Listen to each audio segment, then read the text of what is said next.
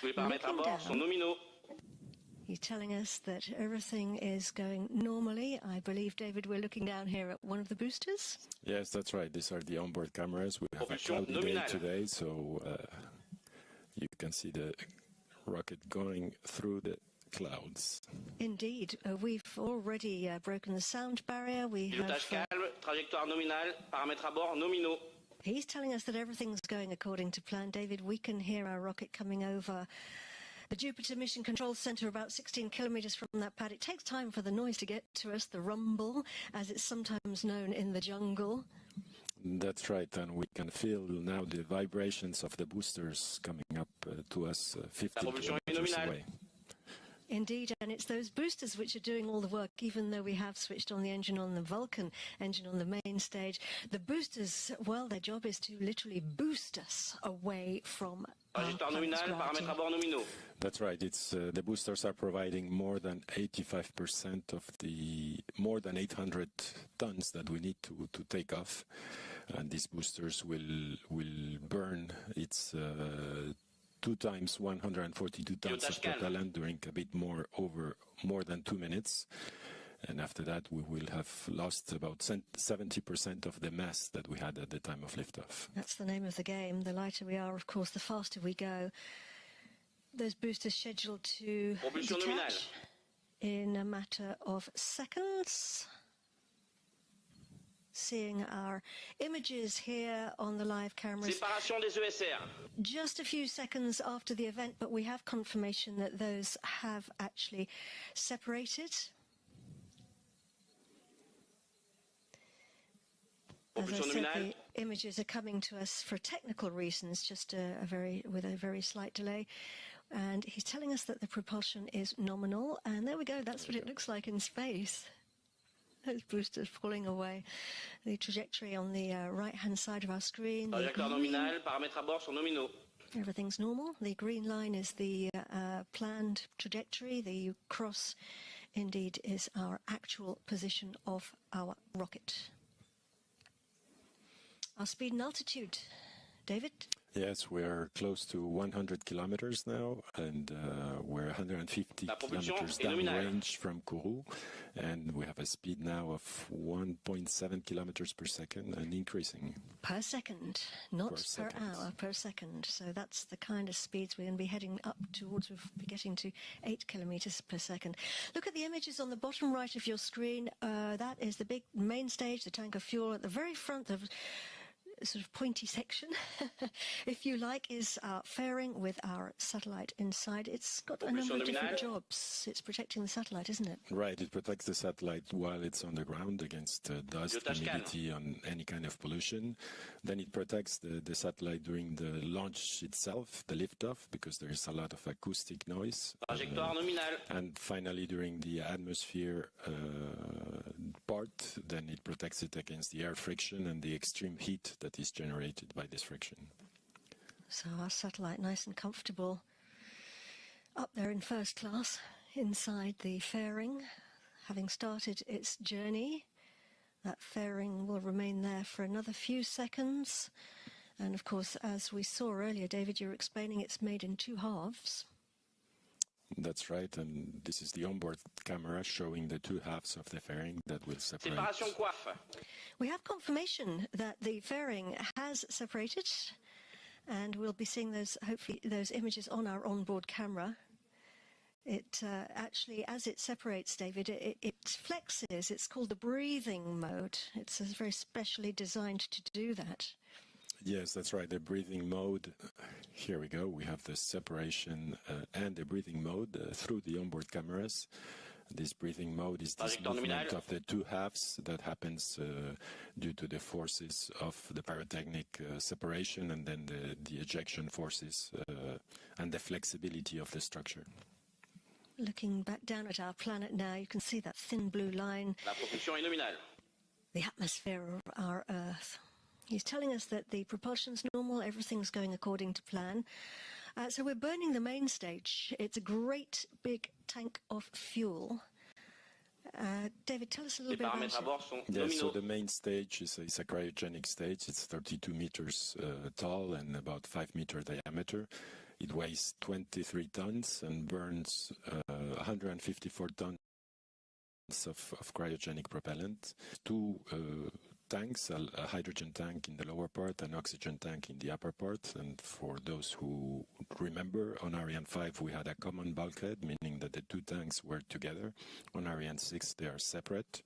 This in order to improve the handling of the pressures in the tanks. Propulsion nominale. And in the lower part of the tanks, we have the Vulcan 2.1, which is an improved version of the Vulcan 2 engine that we had on Ariane 5. We have improved the nozzle manufacturing. We have gas generators which are made using additive manufacturing, and we have also added a thermal protection around the nozzle in order to protect it from the heat coming from the boosters. And this will burn for over 7 minutes, increasing speed and altitude.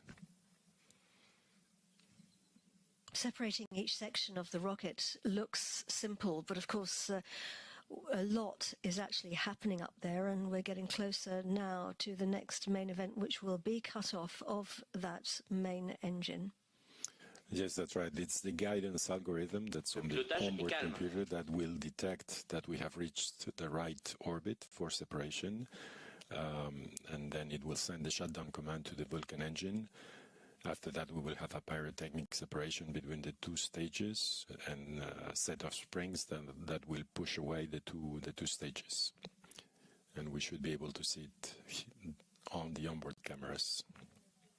You can see on the bottom right is you can see our satellite CSO3 attached to the front of the rocket, top of the rocket. Getting close now to the next event. We call it MECO, main engine cutoff.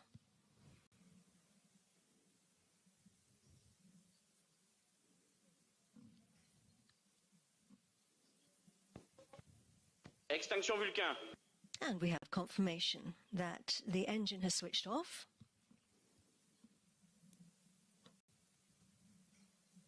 Séparation LLPM. And we have confirmation that the main stage has separated, and the upper stage has switched its engine on, and that's what it looks like up there in space with our onboard cameras. That great big Propulsion nominale. Of propellant, it's burnt its fuel, it's falling back down to Earth. So, David, the upper stage has taken the wheel. It's a little bit like a fancy orbital taxi driver, because its job is to drop off its passengers in space. Today we just have one passenger. And we've got a new engine for the upper stage. It's called the Vinci engine. Yes, the Vinci engine is one of the big innovations of Ariane 6. It provides the mission flexibility. It is designed to switch on and off up to 4 times, allowing to take different passengers to different orbits. It's the first Ariane rocket that has a cryogenic engine with this ignition capability. For the mission today, we will use the engine twice to deliver CSO3 to its orbit. And after that, we will use a third burn of the engine to deorbit the upper stage. And we had the range operations manager just back there announce that we've switched on something called the APU, the auxiliary propulsion unit. It's a new device that we've got on the upper stage. It performs a number of critical functions to enhance the versatility of Ariane 6. Everything's going normally. We'll talk a bit more about that, David, later in the program, so do stay tuned. But just before we do, a shout out for the Franco-German cooperation on the upper stage. Yes, the upper stage, which is designed and built by Ariane Group in Bremen, in Germany, with an engine designed in Vernon, in France. And the whole thing was tested during the development of the launcher in a test bench designed by the German Space Agency. And we picked up the signal in Bermuda. So once we release CSO3, the French Space Agency will take on their satellite.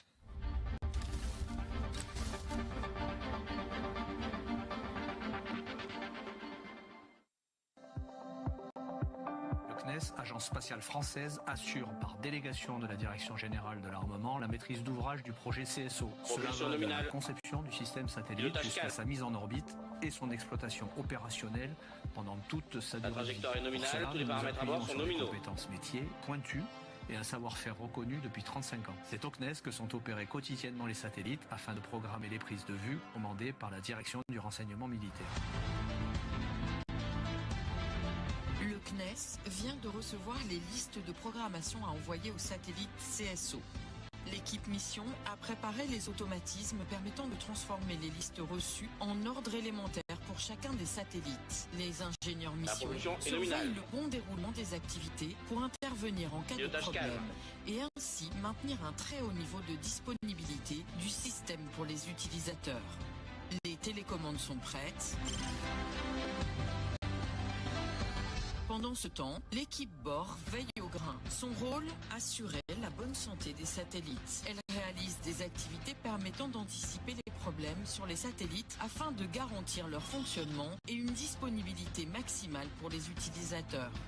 En cas d'anomalie, elle mène les investigations pour identifier la cause et réaliser les opérations de remise en condition opérationnelle du satellite. En parallèle, l'équipe dynamique de vol vérifie les résultats de la détermination d'orbite qui calcule la trajectoire réelle du satellite. Si celle-ci s'éloigne trop de l'orbite nominale, alors l'équipe programme une manœuvre de correction d'orbite. La trajectoire réelle est utilisée pour surveiller les rapprochements avec les autres objets spatiaux. En cas de risque de collision, l'équipe programme une manœuvre d'évitement. Cette trajectoire est également utilisée pour piloter des stations au sol et la programmation des prises de vue. L'équipe sol est responsable du bon fonctionnement des moyens matériels et logiciels du centre de contrôle pour l'ensemble des métiers. La propulsion est nominale. La surveillance quotidienne des systèmes informatiques permet d'intervenir au plus vite dès qu'un incident est détecté. La moindre défaillance est traquée et corrigée en un temps record. Elle apporte également son expertise aux autres équipes pour tout besoin d'évolution de leur logiciel. Puis vient le moment fatidique. Les paramètres à bord sont Depuis le nominaux. centre d'opération du réseau CORE, les antennes prennent le relais. C'est le point névralgique à partir duquel elles sont pilotées pour émettre des télécommandes et recevoir les télémesures. La station d'Ossa Galicius est désormais connectée au satellite CSO en visibilité. Retour au CPCC. Maintenant que le satellite est connecté et positionné sur son orbite mission, le contrôleur supervise le bon déroulement des dernières activités. Tout se déroule comme prévu. Les télécommandes sont envoyées. La direction du renseignement militaire réceptionne les images à usage défense et les exploite pour assurer la sécurité du territoire.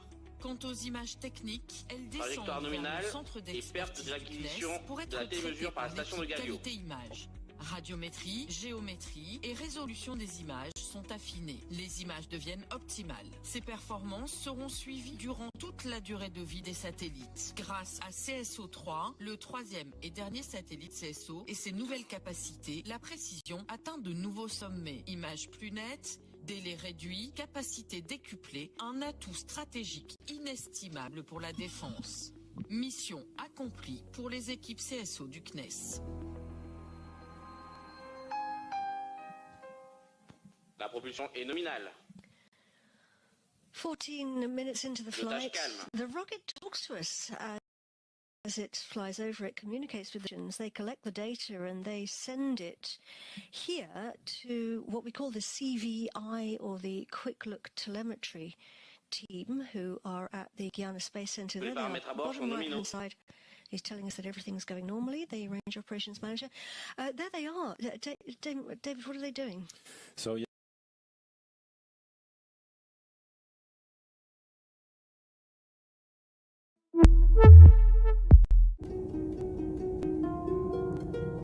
Tout a une fin dans la vie. C'est du moins ce qu'il nous semble.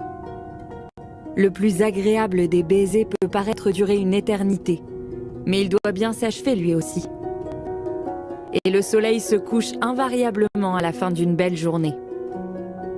Tout empire, même le plus puissant, finit par s'effondrer. Chaque espèce est vouée à l'extinction, et notre fin à chacun est elle aussi inévitable. Faut-il vraiment que tout finisse, y compris l'univers et tout ce qui le compose? Quand cette fin arrivera-t-elle? L'humanité aura-t-elle disparu